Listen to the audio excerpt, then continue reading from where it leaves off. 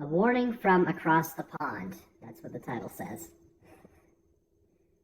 After having been told my danglies looked like an elderly Rastafarian, I decided to take the plunge and buy some of this, as previous shaving attempts had only been mildly successful. I bet you can see where this is going. And I nearly put my back out trying to reach the more difficult bits. Being a bit of a romantic, I thought I would do the deed on the missus's birthday, as a bit of a treat. I ordered it well in advance, and working in the North Sea, I considered myself a bit above some of the characters writing the previous reviews, and wrote them off as soft office types. Oh, my fellow sufferers, how wrong I was. I waited until the other half was tucked up in bed, and after giving some vague hints about a special surprise, I went down to the bathroom. Initially, all went well, and I applied the gel and stood, waiting for something to happen. I didn't have long to wait. At first, there was a gentle warmth, which in a matter of seconds was replaced by an intense burning and feeling I can only describe as like being given a barbed wire wedgie by two people intent on hitting the ceiling with my head. Religion hadn't featured much in my life until that night. I suddenly became willing to convert to any religion to stop the violent burning around the turd tunnel.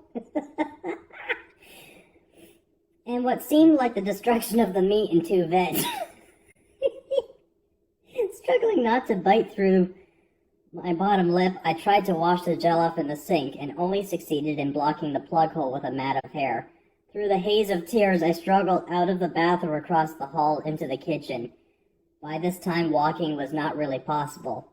I crawled the final yard to the fridge in the hope of some form of cold relief.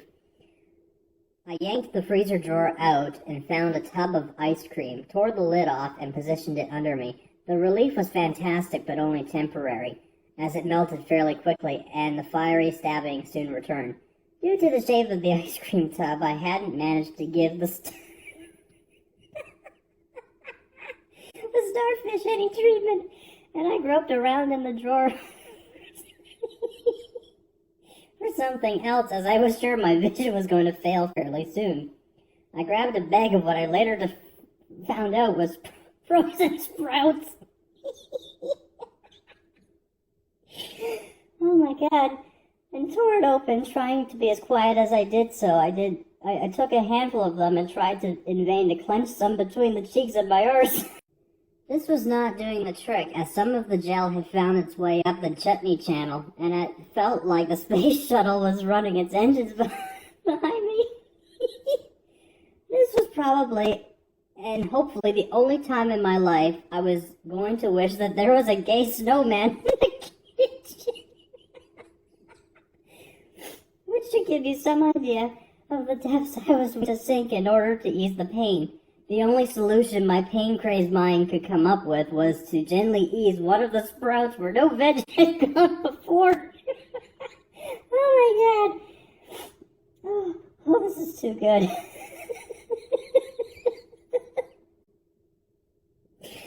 Oh. Unfortunately, alerted by the strange grunts coming from the kitchen, the other half chose that moment to come and investigate, and was greeted by the sight of me arse in the air, strawberry ice cream dripping from my bell end, pushing a sprout up my arse while muttering, "Oh, that feels good." Understandably, this was a shock to her, and she let out a scream, and as I hadn't heard her come in, it caused an involuntary spasm of shock in myself, which resulted in the sprout being ejected at quite some speed in her direction.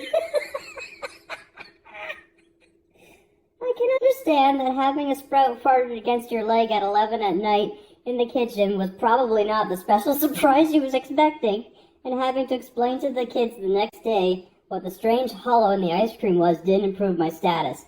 So to sum it up, Veet removes hair, dignity, and self-respect. Oh my god. That was really good.